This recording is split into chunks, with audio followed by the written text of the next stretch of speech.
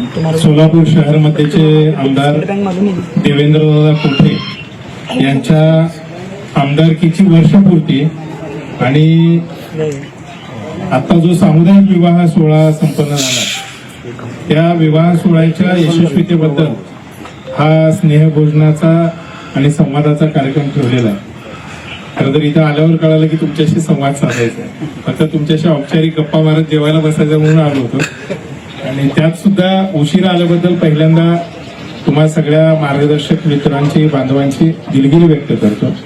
आजच्या कार्यक्रमासाठी आवर्जून इथं उपस्थित असणारे युवा नेतृत्व प्रथमेश दादा कोठे, भाजप युमोचे अध्यक्ष सन्माननीय विजयजी कुलते, आमचे मंडल अध्यक्ष सन्माननीय नागेशअण्णा सरगम, शिवराम प्रतिष्ठानचे सर्वेसर्वा सन्माननीय बापू वाडेकर, त्यांचे बंधू ज्यांनी आजच्या या कार्यक्रमाचं आयोजन केलंय सन्माननीय श्रीकांत गुरुदेवजी वाडेकर, शिवराम प्रतिष्ठानचे सर्व सदस्य आणि मोठ्या संख्येने उपस्थित आपण सगळे पत्रकार बांधव. मी पत्रकारांमध्ये कुणाचंही नाव घेणं टाळतो. सगळेच मला तितकेच प्रिय आहात. मार्गदर्शन तुमच्या सगळ्यांचं नेहमीच लाभतं. असंच मार्गदर्शन यापुढच्या काळात सुद्धा आम्हा सगळ्यांनाच तुमचं लाभावं. जिथं चुकलं तिथं कान नक्की पकडा आणि जिथं चांगलं होतं तिथं कौतुक करा. केलं तर हरकत नाही, करत असा आग्रह नाही. आता दादांच्या आमदारकीची वर्षपूर्ती मला वाटतं माझ्या इतकीच तुम्हा सगळ्यांना सुद्धा पाठ झालेली आहे. नव्यानं काय सांगायचं असा विषय, कारण तुम्ही सगळे सुद्धा रोज टच मध्ये असलेली माणसं आहात. तुम्हा सगळ्यांना सुद्धा दादांच्या आमदारकीतलं वेगळेपण प्रकर्षाने जाणवलेलं आहे आणि त्याचं कौतुक तुम्ही सगळ्यांनी आपापल्या लेखणीद्वारे आपापल्या माईकद्वारे लोकांपर्यंत पोहोचवलेलं आहे.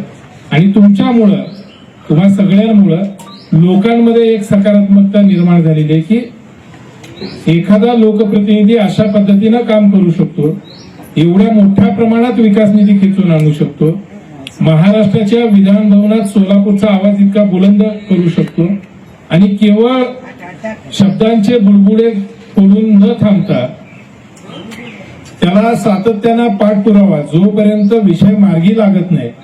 आपण अनेक विषय असं बघितलेले आहेत की एखाद्या नेत्याने विषय मांडला, त्याची बातमी होते, पण पुन्हा 6 महिने वर्ष गेल्यानंतर पुन्हा त्या विषयाचं काय झालं असा प्रश्न पडतो.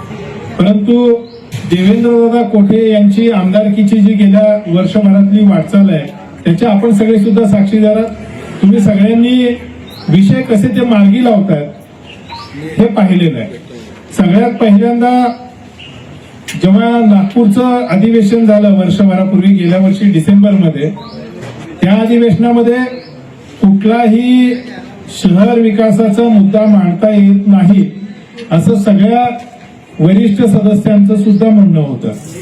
तरी दादा वरचेवर वेगवेगळ्या लोकांशी संवाद साधत राहिले, बोलत राहिले. मला बोलायचंय, मला सोलापूरचे काही प्रश्न मांडायचे आहेत आणि त्यातून मार्ग काढून, म्हणजे इच्छा असेल तर मार्ग मिळतो म्हणतात, त्यांची प्रचंड इच्छाशक्ती. त्यामुळं इथं सोलापूरच्या पाणी पुरवठ्याचा विषय प्राधान्यानं दादांनी मांडला.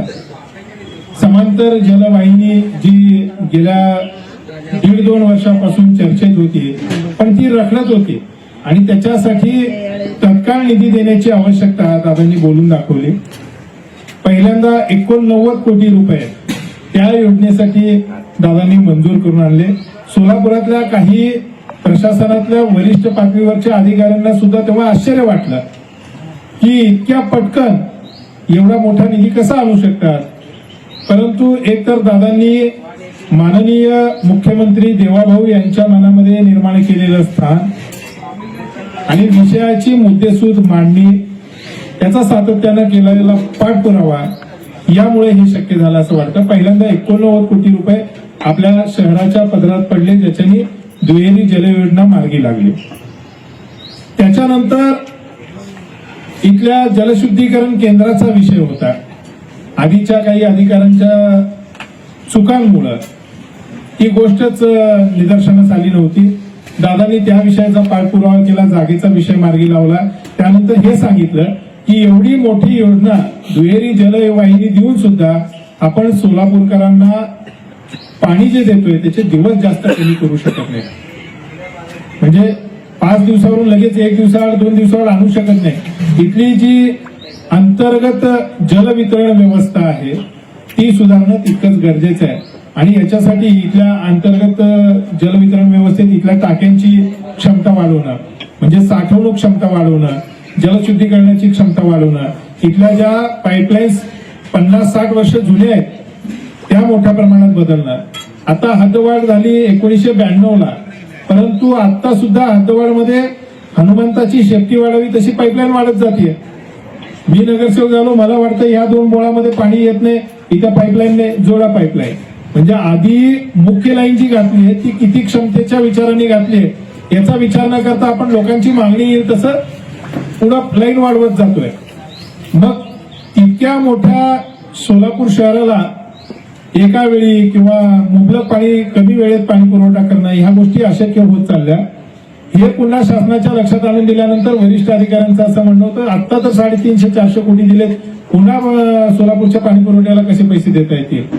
पण दादांनी माननीय मुख्यमंत्र्यांना ती गोष्ट पटवून दिली आणि आपल्या सगळ्याला माहिती आहे की 892 कोटीच्या योजनेला दादांमुळे मंजुरी मिळाली.